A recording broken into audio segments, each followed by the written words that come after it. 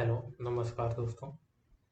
स्वागत है आपका कॉनकर आईएएस एंड पीसीएस में। जैसे आज सुबह हमारी बात हुई थी टेलीग्राम पे कि आज हम एक टॉपिक डिस्कस करेंगे जो भी न्यूज़ में होगा। तो जो आज का टॉपिक डिसाइड था वो था एंटी डिफेक्शन लॉ। और एंटी डिफेक्शन लॉ को हिंदी में क्या बोलते हैं? दल बदल कानून।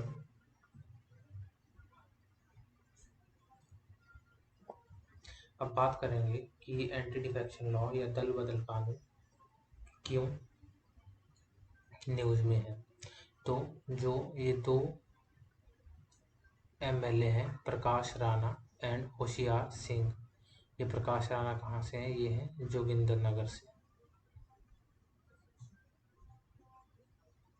और होशियार सिंह कहाँ से हैं? देरा से। तो अभी कल क्या हुआ कि जब 2017 में इलेक्शंस हुए थे तो ये दोनों इंडिपेंडेंट खड़े हुए थे और ये जीते थे। लेकिन कल इन दोनों ने क्या करा कि भारतीय जनता पार्टी मतलब बीजेपी को ज्वाइन कर लिया। तो अब इनके ऊपर क्या हुआ? एंटी डिफेक्शन लॉ जो है वो एप्लीकेबल हो गया। तो अब हम बात करेंगे इसी के बारे में, एंटी डिफेक्शन लॉ के बारे में कि एंटी डिफेक्शन लॉ होता क्या है। तो जितने भी मेंबर्स होते हैं लेजिस्लेचर के, लेजिस्लेचर मीन्स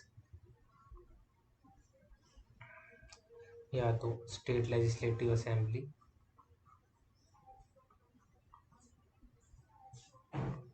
या पार्लियामेंट, कुछ भी मान सकते हो आप। तो ये सब किसी न किसी पार्टी सिंबल पे इलेक्शन लड़ते हैं या कुछ इंडिपेंडेंट इलेक्शन लड़के जाते हैं। और जो ये इंडिपेंडेंट या कोई भी किसी पार्टी से जीता हुआ कैंडिडेट दूसरी पार्टी में जाता है तो उसके ऊपर जो है वो एंटी डिफेक्शन लॉ जो है वो एप्लीकेबल होता है।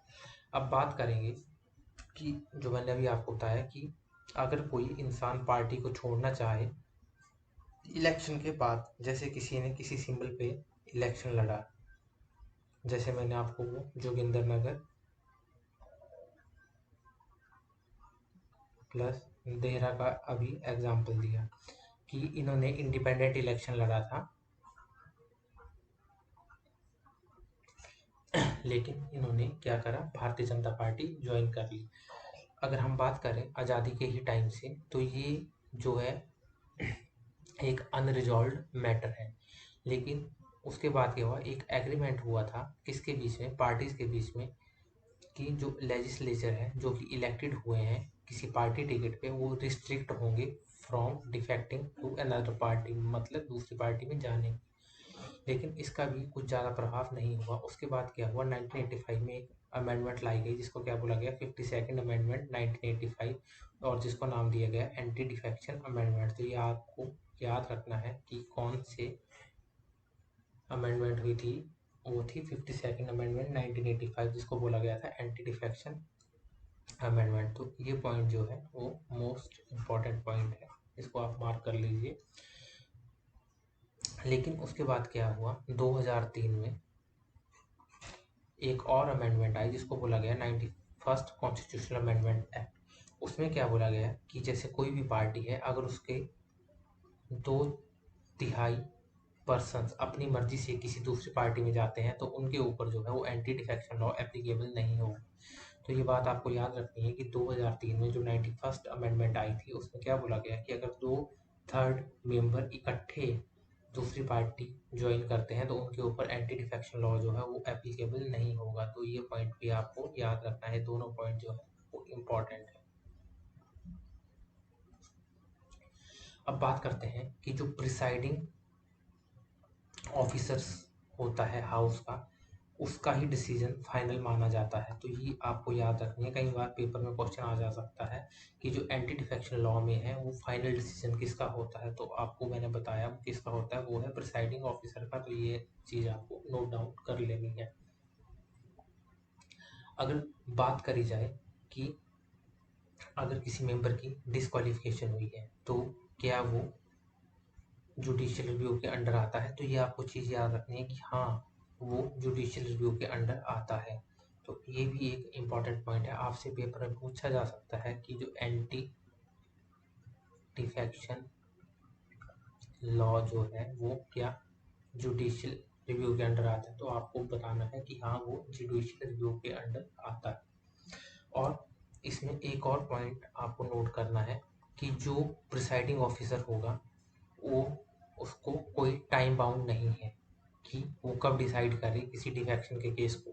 वो 1 महीने में भी कर सकता है, 1 दिन में भी कर सकता है या 1 साल में भी कर सकता है। ये किसके ऊपर है? सारी सोल अथॉरिटी किसकी है? ये है प्रिसाइडिंग ऑफिसर की। तो ये आपको याद रखना है कि लॉ ने कोई भी ऐसा टाइम फ्रेम नहीं बाउंड किया है। ये किसकी मर्जी होगी? ये होगी प्रिसाइडिंग ऑफिसर की। तो ये आपको याद रखना है, मोस्ट इम्पॉर्टेंट पॉइंट है। ये भी मैं आगे बताऊंगा कि क्यों ये पॉइंट इम्पॉर्टेंट है। अब आप आगे बात करेंगे कि अगर कोई भी पर्सन, कोई भी एमएलए एमपी जो है वो डिफेक्टेड पाया जाता है एंटी डिफेक्शन लॉ के तहत, तो उसकी जो मेंबरशिप है वो अपनी मेंबरशिप को क्या कर देता है? लूज कर देता है। मतलब वो हाउस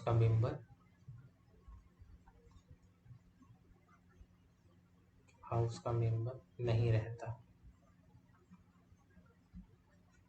तो ये आपको ध्यान रखना है। और ना ही वो पर्सन किसी मिनिस्टरशिप की पोस्ट पे रह सकता है, चाहे कोई मंत्री हो। अगर किसी के भी खिलाफ एंटी डिफेक्शन लॉ आता है या वो किसी भी पार्टी को ज्वाइन करे तो वो फिर मंत्री भी नहीं बन सकता और ना ही हो सकता है। तो ये चीज़ें आपको ध्यान देनी है। अब बात करेंगे, हम काफ़ी टाइम से बात कर रहे हैं कि ये डिफेक्शन, तो ये डिफेक्शन होता क्या है? अब हम इसके बारे में बात करेंगे। जैसे कोई भी पार्टी है, अगर किसी पार्टी ने हाउस में अपनी पार्टी को निर्देश दिए हैं कि आपको हाउस में प्रेजेंट रहना है और वोट करना है। अगर वो पर्सन किसी अपनी पार्टी के विरुद्ध जाके वोट करता है तो वो अपनी मेंबरशिप को वहाँ पे खो देगा। और अगर पार्टी ने हाउस में रहने के लिए उसको बोला है और वो पर्सन अगर अब्सेंट रहता है तब भी उसकी मेंबरशिप जो है वो चली जाएगी, क्योंकि उसने पार्टी के नियमों का उल्लंघन किया है। और बात करेंगे हम कि लास्ट 20 ईयर से हम देख रहे हैं कि जो एंटी डिफेक्शन अमेंडमेंट है इससे डिफेक्शन पे कोई भी खासा असर देखने को नहीं मिला है। लेकिन इसने क्या किया है, एक एडिशनल पावर दे दी है पार्टी लीडरशिप को और जो प्रिसाइडिंग ऑफिसर्स है उनको। अब बात करेंगे कि कौन कौन से ग्राउंड्स हैं जिसके ऊपर जो है वो डिस्क्वालिफिकेशन हो सकती है किसी भी उसकी। तो पहला पॉइंट तो ये है कि अगर कोई अपनी इच्छा से अपनी मेंबरशिप छोड़ना चाहे, पहली बात तो ये। और जो मैंने अभी आपको बताया कि पार्टी ने डायरेक्शन दी है कि आपको हाउस में प्रेजेंट रहना है और इस पर्सन को वोट करना है, और अगर वो अब्सेंट रहता है या किसी और को वोट करता है तो भी वो अपनी मेंबरशिप को लूज कर देगा। और तीसरी बात ये अब आपको ध्यान देनी है, जो हमने स्टार्टिंग में एक न्यूज़ की कटिंग देखी थी कि if any independently elected member joins any political party, तो वहाँ पे भी यही हुआ है। इसी वजह से एंटी डिफेक्शन लॉ बात हो रही है। अब बात करेंगे, ये नेक्स्ट पॉइंट जो है मोस्ट इम्पॉर्टेंट पॉइंट है कि अगर कोई भी नॉमिनेटेड मेंबर जो है वो ज्वाइन करता है कोई भी political party after the expiry of 6 month, जैसे राज्यसभा का केस ले लें जिसमें प्रेसिडेंट 14 लोगों को नॉमिनेट करता है। तो जो 14 लोग हैं वो विद इन 6 मंथ कोई भी पॉलिटिकल पार्टी ज्वाइन कर सकते हैं, उनके ऊपर एंटी डिफेक्शन लॉ नहीं लगेगा। लेकिन अगर वो 6 महीने के बाद कोई पार्टी ज्वाइन करते हैं तो उनके ऊपर जो है वो एंटी डिफेक्शन लॉ जो है वो एप्लीकेबल होगा। ये पॉइंट आपको याद रखना है। अब मैं आपको ये बताऊंगा कि ये आपको क्यों याद रखना है, लेकिन उससे पहले हम एक बार रिवाइज कर लें कि एंटी डिफेक्शन लॉ होता क्या है। मैंने आपको बता दिया कि एंटी डिफेक्शन लॉ होता क्या है। जैसे कोई भी पर्सन, मैंने आपको बताया, किसी भी पार्टी के टिकट पे इलेक्शन लड़ता है और अगर वो किसी दूसरी पार्टी में चला जाए तो एंटी डिफेक्शन लॉ जो है वो एप्लीकेबल होता है। तो मैंने आपको बता भी दिया कि अगर वो पार्टी छोड़ता है तो उसके ऊपर क्या एक्शंस होंगे। तो आपको एक तो ये पॉइंट याद रखना है, ये इम्पोर्टेंट पॉइंट है, इसको आप नोट डाउन कर लीजिए कि जो पहली अमेंडमेंट थी वो कौन सी थी, 52nd अमेंडमेंट 1985, जिसको एंटी डिफेक्शन अमेंडमेंट बोलते हैं। और उसके बाद एक और अमेंडमेंट आई थी जो आपको याद रखनी है, 91st अमेंडमेंट 2003, जिसमें क्या था कि जो अगर 2/3 मेंबर किसी भी पार्टी के इकट्ठे दूसरी पार्टी में चले जाएं तो वहाँ पे एंटी डिफेक्शन लॉ नहीं लगेगा। और जो तीसरा इंपॉर्टेंट पॉइंट मैंने बताया था कि जो प्रिसाइडिंग ऑफिसर है वही फाइनल डिसीजन लेगा। और एक और मैंने आपको बात बोली थी कि ये भी आपको इम्पोर्टेंट पॉइंट है कि ये जुडिशियल रिव्यू के अंडर आता है। और जो प्रिसाइडिंग ऑफिसर है उसको लॉ में कोई भी टाइम बाउंड नहीं दिया गया है। ये प्रिसाइडिंग ऑफिसर की अपनी सोल अथॉरिटी है कि वो जब भी चाहे डिसाइड कर सकता है किसी भी डिफेक्शन केस को। और डिफेक्शन के बारे में मैंने आपको बता दिया और ग्राउंड्स भी मैंने आपको बता दी। ग्राउंड्स में आपको ये 2 पॉइंट तो याद ही रखने हैं कि अगर कोई इंडिपेंडेंट पर्सन किसी पॉलिटिकल पार्टी को ज्वाइन करता है तो एंटी डिफेक्शन लॉ लगेगा और वो डिस्क्वालीफाई हो जाएगा।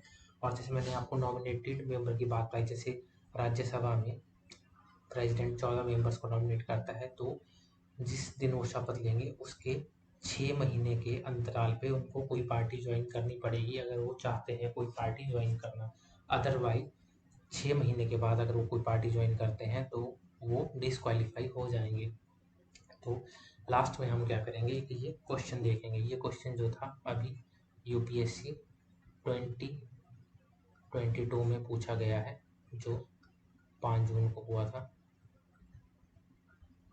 तो ये पढ़िए इसमें आप कि with reference to anti defection law in India consider the following statement.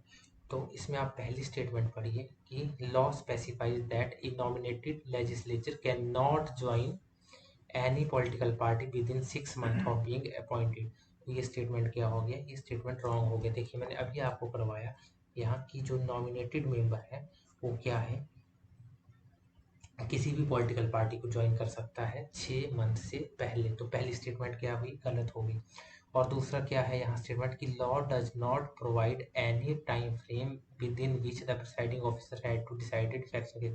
तो ये स्टेटमेंट बिल्कुल सही है। ये देखिए ये भी हमने अभी करा यहाँ, देखिए ये मैंने आपको बोला ना इंपॉर्टेंट है। देखिए the law does not provide a time frame within the presiding officer had to decide. तो ये सारा सोल अथॉरिटी किसकी है, प्रिसाइडिंग ऑफिसर की। तो इसका आंसर क्या होगा, इसका आंसर होगा बी, 2 ओनली। तो अगर आपको ये लेक्चर अच्छा लगा हो तो प्लीज़ चैनल को सब्सक्राइब करिए, वीडियो को लाइक करिए और शेयर करिए। और मिलेंगे हम आपसे नेक्स्ट लेक्चर में। धन्यवाद।